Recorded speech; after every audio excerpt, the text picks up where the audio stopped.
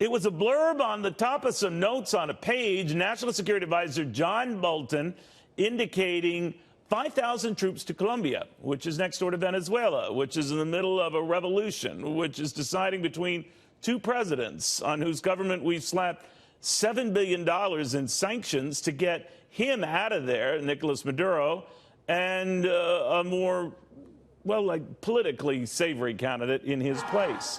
Now what happens? Retired four-star General Jack Keane on all of this. General, first of all, the back and forth on how we would force the issue, and presumably with that 5,000 troop notation on Ambassador Bolton's pad. What did you make of it? Well, I thought it was a bit strange, to be frank about it. What, you think it was staged? I don't know, but it begs the question for sure. There's nothing else written on the pad, and it certainly was very exposed. But what could 5,000 troops realistically do if the mission is something to do with Venezuela and Maduro?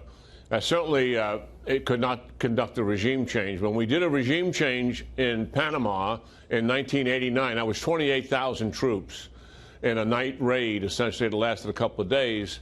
And in Haiti in 1994, that was another close to 28,000, and the U.S. led the coalition to do that. So obviously 5,000 does not get you a regime change.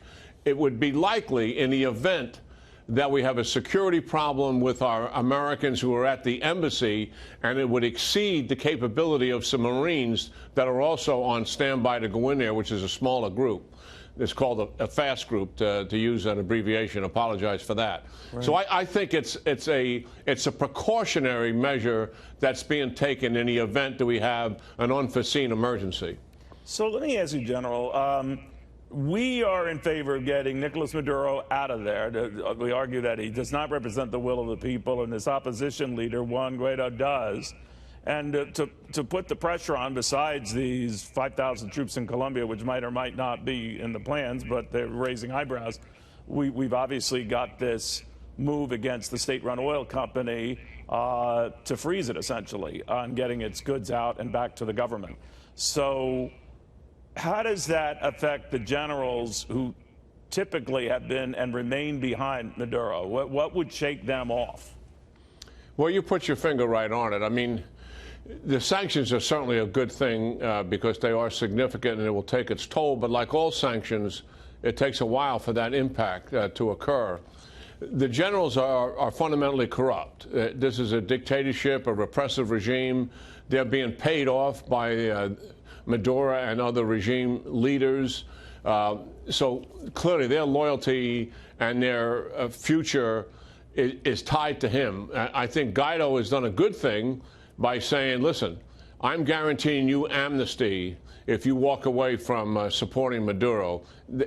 They have to be convinced that that's a fact, and that alone won't move them unless they absolutely see total collapse in the country. The other thing, I'm hoping, and I'm convinced we likely are, because the national security team around the president is so strong, they are likely working on, Neil, a pathway to exit Maduro to an exile someplace with no recriminations back in Venezuela for criminal activity, repression, etc. Kind of the way Reagan did Ferdinand Marcos in 1986. Yeah. That was engineered very smoothly, got him off to Hawaii. There were hundreds of thousands of people in the streets. It was going to turn into a violent bloodbath, and the administration certainly engineered the right answer to that.